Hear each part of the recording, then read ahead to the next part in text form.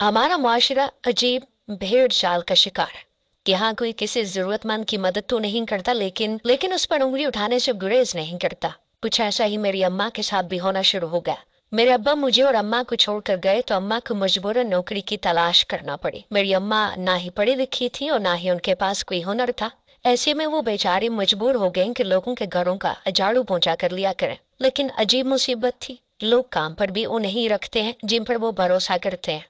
अम्मा जहाँ भी जाते सब लोग ये कहकर इनकार कर देते थे कि हम तो आपको जानते ही नहीं, तो फिर अपने घर की सफाई के काम पर कैसे रख लें। अम्मा सबको अपनी मजबूरी की दास्तान सुनाती, लेकिन किसी के कान पर जूं तक न रेंगती। शायद जमाना इतना खराब हो चुका था, अब कोई किसी पर भरोसा करने के लिए तैयार ही नहीं था। जबकि पहले वक्तों में तो लोग मुंह बोले बहन भाई बनकर एक दूसरे की इतनी मदद कर दिया करते थे जितनी कि आज के दौर में सगे बहन भाई भी नहीं करते। अम्मा की परेशानी ये थी कि अम्मा ने सारी जिंदगी चार दीवारी में गुजारी थी। उनकी ज्यादा लोगों से जान पहचान नहीं थी, इसीलिए कोई भी अम्मा को अपने घर रखने के लिए तैयार नहीं हुआ।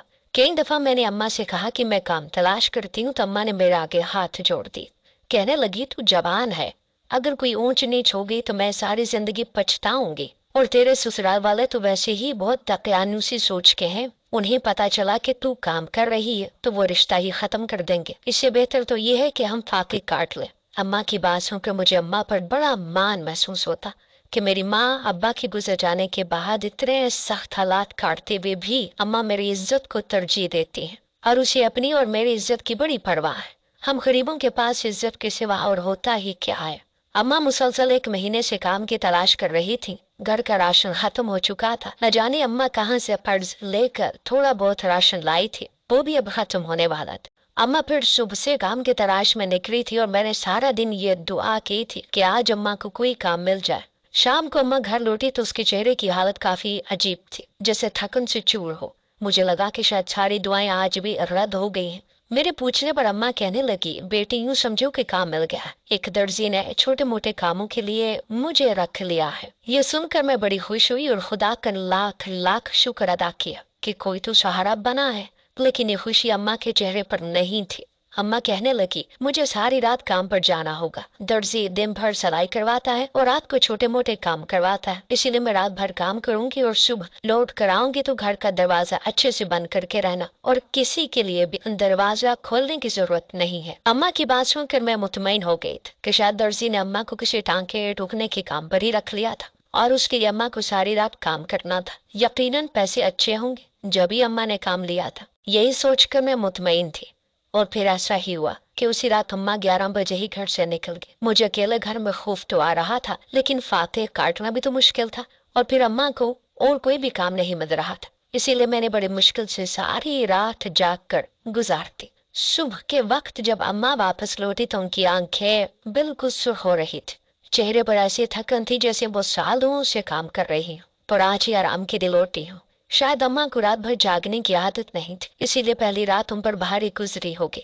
ये सोचकर मैं खामोश रही। अम्मा को खाना पका कर दिया, लेकिन अम्मा ने खाना भी न खाया और ये कहकर अपने कमरे में चले गए अब मैं शाम तक उन्हें ना उठा, क्योंकि रात फिर उन्हें काम पर जाना है।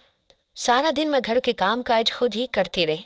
घर में ज्यादा काम भी नहीं था। शाम के वक्त अम्मा उठी तो वो बिल्कुल खामोश थी।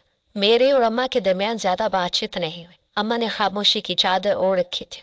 वो बस अब झुकाते बैठी थी। कुछ पल के लिए तो मुझे ऐसा लगा जैसे वो मुझसे नजरें चुरा रही हूँ।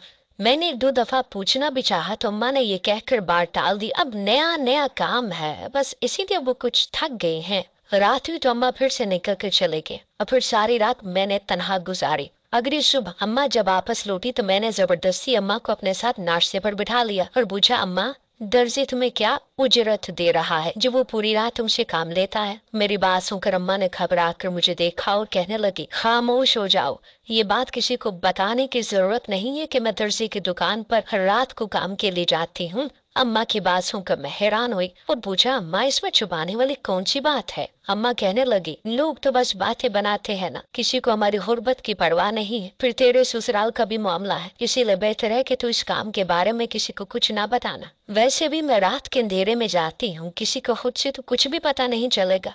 मैंने अम्मा से कहा कि ठीक है अम्मा, मैं किसी को कुछ नहीं बताऊंगी, लेकिन तुम ये तो बताओ कि दर्जी तुम्हें कितने पैसे दे रहा है जब वो तुमसे इतनी मेहनत करवाता है। अम्मा ने सर झुका लिया और कहने लगी एक रात के 100 रुपए देता है। ये सुनकर मेरे सर पर आसमान गिर पड़ा। मुझे अम्मा की बात पर यकीन न आया। 100 रुपए में तो किलो भर आटा भी नहीं आता था, तो फिर अम्मा पूरी रात ऐसी नौकरी क्यों कर रही थी। मैंने अम्मा से गुस्से से कहा कि अब तुम्हें काम पर जाने की कोई जरूरत नहीं है, लेकिन अम्मा ने तासुफ से मेरी शक्ल देखी और कहने लगी, मेरी मजबूरी है, मुझे ये काम करना होगा। ये कहकर अम्मा अपने कमरे में चली गई और मैं हक्का बक्का रह गई। आखिर ऐसी कौन सी मजबूरी है, 100 रुपए में तो कुछ भी नहीं आता। फिर क्यों अम्मा ऐसा काम करके अपनी रात काली कर रही थी, अपनी सेहत बर्बाद कर रही थी। ये बात मेरी समझ से बाहर थी।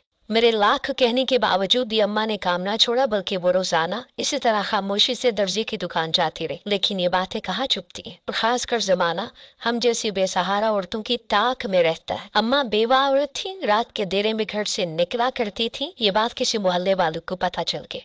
बस फिर क्या था, एक कान से दूसरे कान और दूसरे से तीसरे, होते होते पूरे मोहल्ले में बात फैल गई कि शमी मारा का आदमी क्या मरा, ये तो रात को घर से बाहर रहती है, न जाने क्या काम करती है, इसकी वजह से हमारा मोहल्ला भी खराब हो जाएगा। यकीनन ये किसी गलत काम धंधे में पड़ गई है, जब तो रातों को जाती है। यही बात लेकर जब पड़ोस वाली चची हमारे घर आई और मुझसे कहने लगी, तुम्हारी अम्मा इतनी रात को कहाँ जाती है, तो मैं एकदम घबरा कर कहा कि अम्मा ने मुझे मना कर रखा था और अम्मा खुद उस वक्त अपने कमरे में सो रही थी। मैंने इनकार करना चाहा तो वो कहने लगी, ये बात तो सारा मोहल्ला जानता है, सब लोग तुम पर थू थू कर रहे हैं। मैं तो पुरानी पड़ोसन हूँ, जानती हूँ कि शमी मारा कुछ गलत नहीं कर सकती, इसीलिए पूछने चली आई, वरना पूरे मोहल्ले ने तो छाप लगा दी है कि शमी मारा कोई गंदा कारोबार करती है। पड़ोस वाली चाची ने मुझसे बड़ी हमदर्दी जताई और मेरा हाथ पकड़ कर कहने लगी, देखो मैं सिर्फ कहलाने को चच्ची नहीं हूँ, मैं तो दिल से तुम्हें अपनी भतीजी मानती हूँ। सालों का पड़ोस है हमारा, क्या बात है। तुम मुझे बताओ कि तुम्हारी अम्मा कहाँ जाती हैं, मैं तुम्हारी अम्मा के हक में गवाही दूंगी, लोगों को बताऊंगी कि शमी मारा ऐसी औरत नहीं है। मैं चची की इन बातों में आ गई और अम्मा के मना करने के बावजूद भी मैंने उन्हें बता दिया कि अम्मा किसी दर्जी की दुकान पर रात पर काम करती हैं। ये सुनना था कि शमी मारा की आईब्रो चढ़ गई।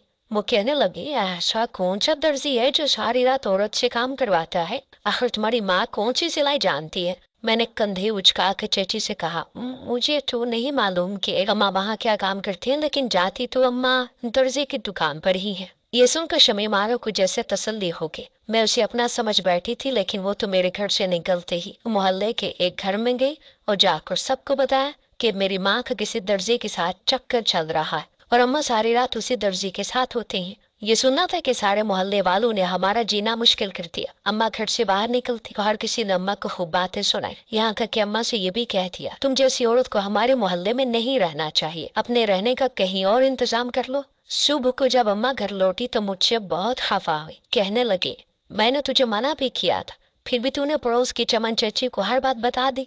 मैंने अम्मा से कहा, वो तो हमारी हमदर्द बनकर आई थी, उसने कहा था वो आपकी पारसाई का सबूत देगी। अम्मा ने अपने माथे पर हाथ मारा और कहने लगे, कब तुझे खरे खोटे की पहचान होगी, वो ऐसे ही चालाक औरत है, अपना बन कर तो डसती है। अब देख लो, उसने सारे मोहल्ले को यह खबर इस अंदाज में सुनाई है कि हर कोई मुझ पर थूक रहा है।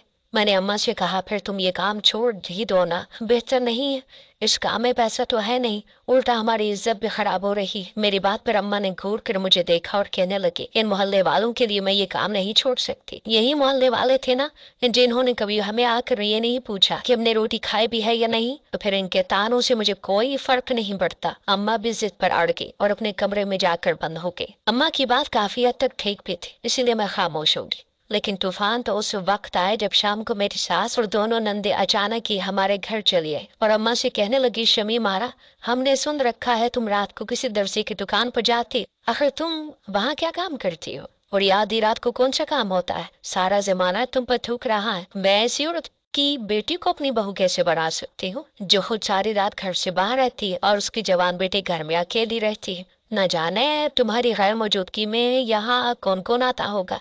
माँ की ऐसी हरकतें होंगी तो बेटी कैसे होगी। मेरी सास की ये बात सुनकर मेरे कानों से धुआं निकलने लगा। अम्मा के चेहरे का रंग भी जर्द पड़ गया। अम्मा ने मेरी सास को समझाना चाहा कि वो ये काम मजबूरी में कर रही है, लेकिन मेरी सास कुछ भी सुनने को तैयार ना हुई। वो जानना चाहती थी कि अम्मा दर्जी की दुकान पर रात भर क्या करती है, लेकिन अम्मा से कोई जवाब ही बन नहीं पा रहा था। अम्मा मेरी सास को ये बताने में नाकाम रही थी कि वो सारी रात दर्जी की दुकान पर क्या करती थी। मेरी सास ने मेरी माँ के किरदार के ऊपर तरह तरह के इल्जाम लगा और अपना पर्स खोल कर अंगूठी निकाली और अम्मा के मुंह पर मार कर कहने लगी, अल्लाह हमारी अंगूठी वापस करो। बस ये रिश्ता यहीं तक था। तुम्हारा शोहर इज्जतदार आदमी था, उसी को देकर हमने ये रिश्ता दिया था। उसके जाने के बाद तुम्हारे करतूत भी हमारे सामने आ गए। वो तो खुदा का शुक्र हुआ कि जल्द ही सारा सच खुल गया, वरना ऐसी बेहया माँ की बेहया बेटी अगर हमारे घर आ जाती तो हमारी तो 7 नस्लें बर्बाद हो जाती। ये कहते हुए मेरी सास उठकर खड़ी हुई, मेरे हाथ से मंगनी की अंगूठी खींची और हमें बुरा भला कहती बाहर निकल गए। ये सब कुछ इतनी जल्दी में हुआ था कि मैं समझ भी नहीं पाई थी।